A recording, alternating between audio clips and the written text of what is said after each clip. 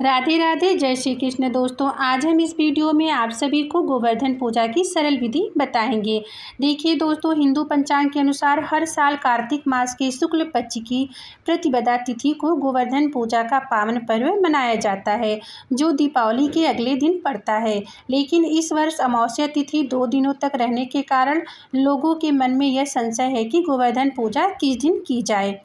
तो चलिए दोस्तों, आज हम पूजा की विधि, पूजा का शुभ मुहूर्त, संपूर्ण जानकारी हम आपको इस वीडियो में बताएंगे। तो चलिए दोस्तों, जानते हैं।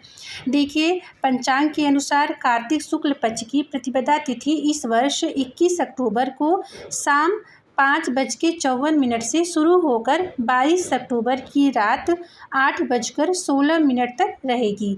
ऐसे में उदया तिथि के अनुसार गोवर्धन पूजा का पर्व जो है वो 22 अक्टूबर 2025 दिन बुधवार को मनाया जाएगा। और इस बार गोवर्धन पूजा के 3 शुभ मुहूर्त हैं। पहला शुभ मुहूर्त सुबह 6:26 से 8:42 तक रहेगा। दूसरा जो शुभ मुहूर्त है वो दोपहर में 3:29 से शाम 5:44 तक रहेगा। और तीसरा जो शुभ मुहूर्त है वो गोधूली बेला में शाम 5:44 से 6:10 तक रहेगा। तो देखिए दोस्तों, इस बार गोवर्धन पूजा के लिए 3 शुभ मुहूर्त पड़ने वाले हैं। तो इनमें से सुबह का मुहूर्त सबसे श्रेष्ठ है, लेकिन आप अपनी सुविधानुसार किसी भी मुहूर्त में पूजा कर सकते हैं। अब चलिए हम पूजा की विधि बताते हैं।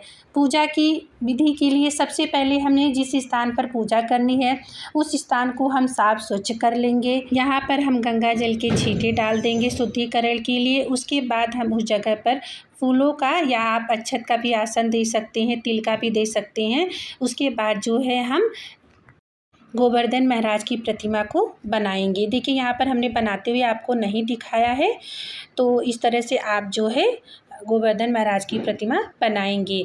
उसके बाद देखिए, हमने साइड में एक आसन देकर हमने गणपति महाराज को सुपारी स्वरूप में विराजित किया है। देखिए, किसी भी पूजा में गणपति महाराज की पूजा पहले होती है, तो हम गणपति जी को भी विराजित करेंगे।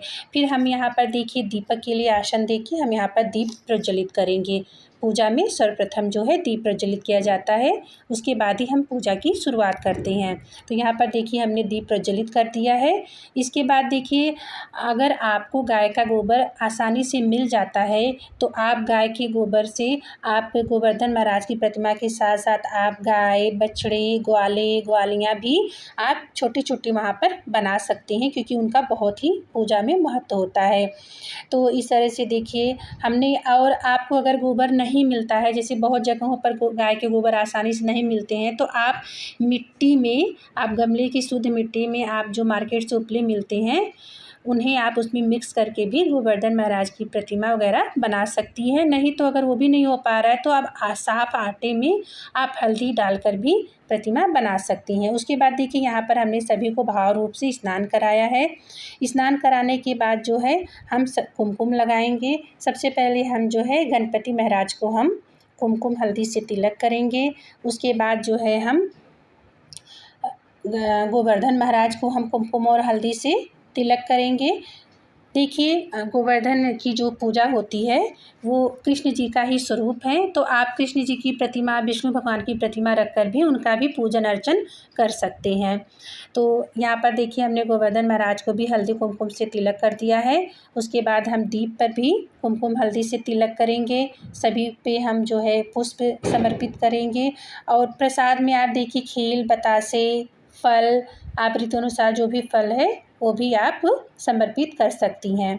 इसके बाद हम वस्त्र रूपी कलावा समर्पित करेंगे। सबसे पहले हम गणपति महाराज को वस्त्र रूपी कलावा समर्पित करेंगे। उसके बाद हम गोवर्धन महाराज को कलावा समर्पित करेंगे। फिर हमने जो दीप प्रज्वलित किया है वहाँ पर भी हम कलावा समर्पित करेंगे। इस तरह से हम सभी को वस्त्र रूपी कलावा समर्पित करेंगे। फिर हम पुष्प समर्पित करेंगे। सबसे पहले हम गणपति महाराज को पुष्प समर्पित करेंगे, फिर हम गोवर्धन महाराज को पुष्प समर्पित करेंगे। पुष्प आप लाल, पीले जो भी आपके पास हो आप समर्पित कर सकते हैं। फिर यहाँ पर देखिए हमने दीप जहाँ प्रज्वलित किया है वहाँ पर भी हम कुछ पुष्प समर्पित करेंगे।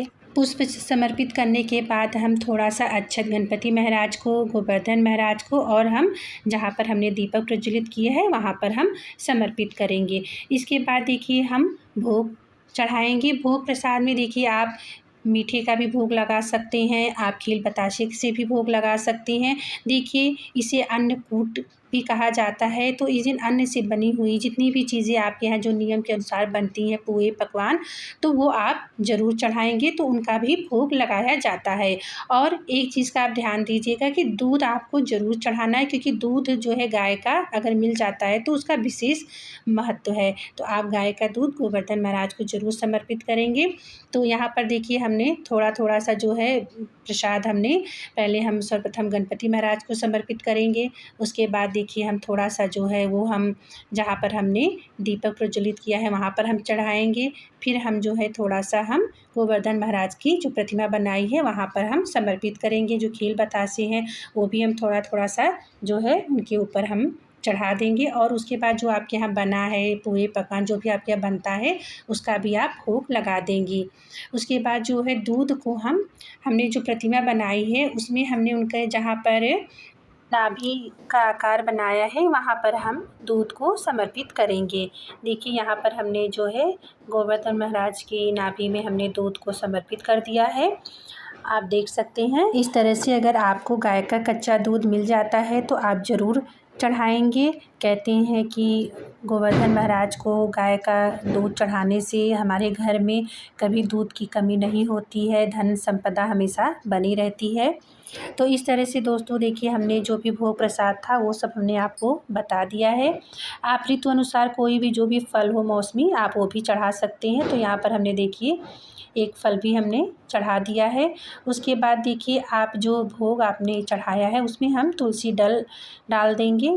तो यहाँ पर देखिए, हमने जो है मीठे पे और जो खील बतासे हैं सब में हमने एक एक पत्ता जो है तुलसी का समर्पित कर दिया है। इसके बाद दोस्तों देखिए, आपको गोवर्धन महाराज की कहानी कहनी होती है। अगर कहानी आपको आती है तो आप कह सकते हैं, नहीं तो आप गोवर्धन महाराज की कथा की किताब आती है, आप उससे भी कहानी पढ़ सकते हैं। तो यहाँ पर हमने देखिए सीधे हाथ में कुछ अक्षत और पुष्प लिए हैं, हम लेकर जो है गोवर्धन महाराज की कथा पढ़ेंगे। फिर हम वहाँ पर कथा पढ़ने के बाद अक्षत और पुष्प को उनके चरणों में समर्पित करेंगे।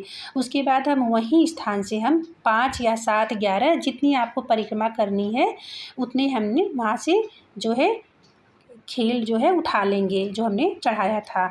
तो देखिए, परिक्रमा का इसमें विशेष मान्य है। तो आप जो है गोवर्धन पूजा में आप गोवर्धन महाराज की 7, 11, 21 जितनी परिक्रमा आप कर सकते हैं तो ज़रूर करिएगा। तो यहाँ पर हम जो है जितनी परिक्रमा करते जाएंगे उतना वहाँ पर एक एक खील हम जो है उनके चरणों में चढ़ाते जाएंगे। तो यहाँ पर देखिए, हमने एक बार हमने घुमा के परिक्रमा कर ली, फिर वहाँ पर समर्पित कर लिया, फिर हम दूसरी बार भी ऐसे घुमा के वहाँ समर्पित करेंगे। इस तरह से हम क्रमवाइज जो है 7 बार हमने यहाँ पर परिक्रमा करके उनके चरणों में हम जो है खील को चढ़ा देंगे। तो आप जो है परिक्रमा ज़रूर करिएगा, क्योंकि परिक्रमा जो है पूजा में विशेष मान्य है। तो फिर उसके बाद हम आरती के लिए नया दीपक लेंगे। हमने देखिए एक दीपक जो पहले से जलाया है हम उससे नहीं आरती करेंगे, हमें नए दीपक दूसरे दीपक से ही आरती करनी है। तो यहाँ पर सबसे पहले हम गणपति महाराज की आरती करेंगे, उसके बाद हम गोवर्धन महाराज की आरती करेंगे। इसके बाद देखिए, अगर आपको कृष्ण जी की, विष्णु जी की भी आरती आती है तो आप उनकी आरती कर सकते हैं, तो ज़रूर करिएगा। इस तरह से हम प्रेमपूर्वक सभी की आरती कर लेंगे। तो इस तरह से आपको गोवर्धन महाराज की पूजा अर्चना करनी है। और देखिए दोस्तों, एक बात और, आपको विसर्जन जो है वो अगले दिन करना है। आपको पूजा के तुरंत बाद जो है प्रतिमा नहीं हटानी है और ना विसर्जन करना है, आपको अगले दिन करना है। विसर्जन के लिए अगर आपके आसपास गंगा नदी है तो आप वहाँ विसर्जन कर सकती हैं, नहीं तो आप अपने गमले की मिट्टी में भी जो है उनकी प्रतिमा को विसर्जित कर सकते हैं, उसमें दबा सकते हैं। जो फूल हैं और जो अक्षत वगैरह हैं आप वो पक्षियों को डाल देंगे, और जो भोग प्रसाद आपने चढ़ाया है वो आप अपने परिवार में वितरण कर देंगे। तो इस तरह से दोस्तों हमारी पूजा की यह सरल विधि आपको कैसी लगी? अगर थोड़ी बहुत भी अच्छी लगी तो प्लीज़ लाइक कमेंट ज़रूर करिएगा। फिर मिलते हैं एक और नई वीडियो में, तब तक के लिए राधे राधे।